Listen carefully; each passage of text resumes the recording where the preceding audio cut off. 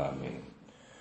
출애굽기 38장 말씀입니다. 출애굽기 38장은 이제 성소, 지성소 성소의 그 바깥에 있는 여러 기구들과 그것도 바깥을 둘러싸고 있는 뜰을 이제 만드는 것, 그리고 이 전체적으로 성소 전체적으로 드린 이 물목, 또 그 등 경비가 정확히 얼마였다 하는 것을 기록하고 있습니다. 특별히 이제 그 성소 바깥에 보면은 이제 그 앞에서부터 물두멍이 있고, 그 다음에 이제 번제단이 있습니다. 이렇게. 그리고 이제 뜰에서, 그러니까 하는 번제를 드리는 순서는 뜰에서 백성들이 하나님께 드릴 이 제물, 뭐 소라든지 양이라든지 이런 제물들을 가져와서 자기네들이 직접 제물을 죽이는 겁니다. 죽이고, 중요한 것은 제물의 그 목을 이렇게 따면 거기서 피가 나오지 않습니까?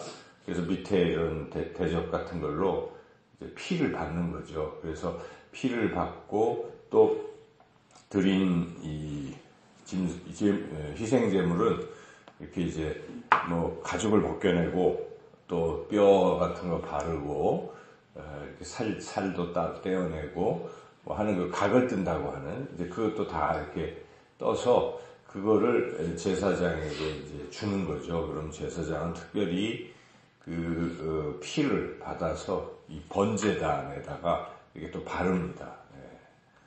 그래서 그리고 나머지 이제 그런 것들은 또 번제로 이렇게 드리는 거죠. 태워서. 그와 같이 이제 제사를 드리는 거죠. 그런데 이 제사를 드릴 때, 번제단에 제사를 드리기 전에, 드리고 나서 제사장들은 그 물두멍에서 또 몸을 깨끗하게 씻고, 그 중에 혹시 또 이제 그 피를 저 앞에 이제 또 이렇게 드릴 경우는 가지고 또 들어가기도 하죠. 예를 들어서 이제 속죄일 같은 경우에는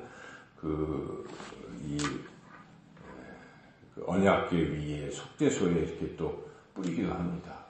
1년에 한 번.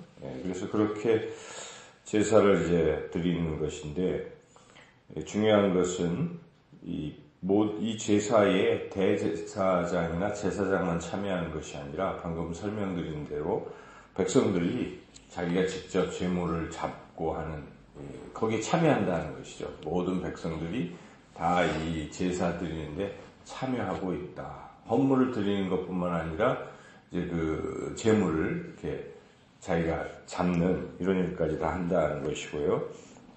특별히 여기에 이제 이 물두멍을 만들 때 무엇으로 만듭니까? 물두멍을 놋으로 만드는데, 그 놋이 어떤 놋인지를 설명하고 있는데, 8절을 같이 읽어보겠습니다. 그가 놋으로 물두멍을 만들고 그 받침도 놋으로 하였으니 곧 회막문에서 수종드는 여인들의 거울로 만들었더라. 뭐 아마 여기에 이제 그 거울이라고 되어 있는데, 지금 상상하는 거울하고 다르죠. 지금은 유리로 되어 있지만 당시에는 뭐 청동, 놋거울이 있죠. 그래서 그 특별히 물두멍을 만드는 그 재료가 이렇게 여인들이 아끼는 거울로 만들었다는 게 참 의미가 있습니다. 거울은 여인들이 굉장히 아끼는 거겠죠. 늘 얼굴을 보고 하는 것이니까.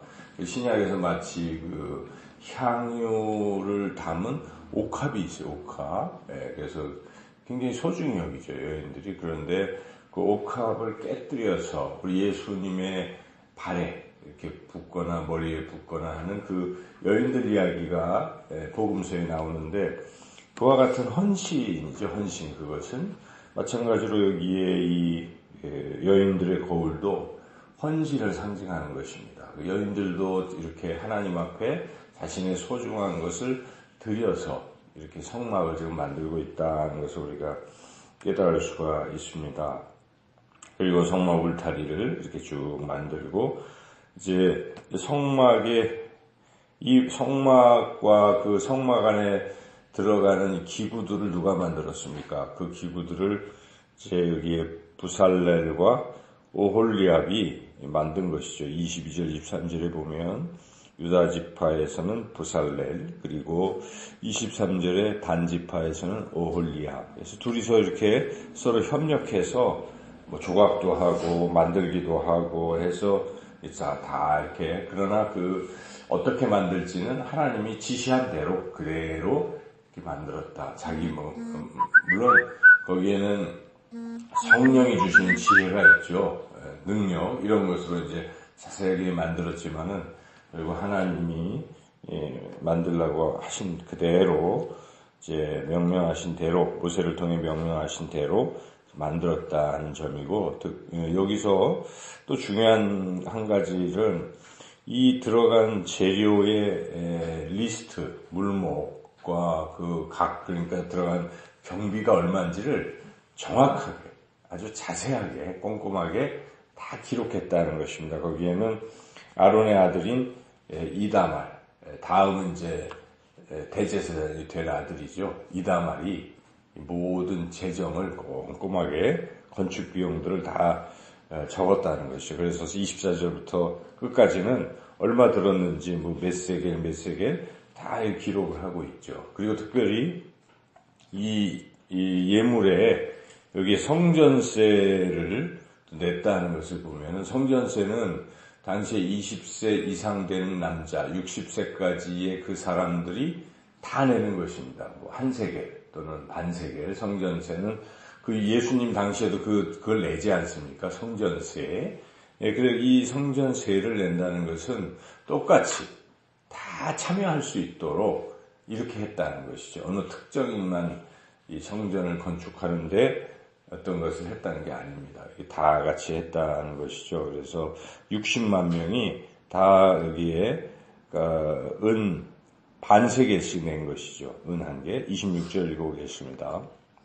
계수된 자가 20세 이상으로 60만 3,550명인즉 성소의 세겔로 각 사람에게 은 한 배가 곧 반세겔씩이라. 반세겔씩 드렸다는 것이죠. 그래서 이렇게 드려져서 이 성막 전체가 다 완성이 되었다고 이제 31절에 뜰까지 다 이렇게 만들었다라고 오늘 본문이 기록하고 있습니다. 우리가 본문을 쭉 읽으면서 깨닫게 되는 한 가지 중요한 사실이 있습니다. 이 하나님의 이 성막은 하나님이 계획하신 것이죠. 이 백성들과 만나시고 또 복을 주시려고, 은혜를 베풀어 주시려고 만든 것인데, 그 만드는 과정에서 하나님이 설계도 하시고 다 하시지만 그 재료는 모든 백성들이 드리는 거죠. 그리고 또 만드는 것도 백성들이 만드는 것이죠.